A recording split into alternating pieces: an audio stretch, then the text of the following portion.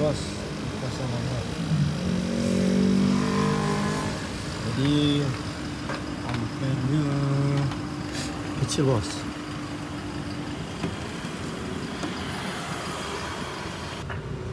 Oke bosku, ini udah kita ganti kapasitor yang 2 UF. Kita pakai yang kabel aja.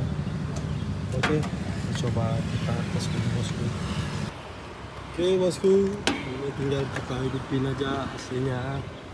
Kita pasang powernya. Tengok perbedaannya. Oke bosku, ini udah hidup aslinya. Ntar pasang.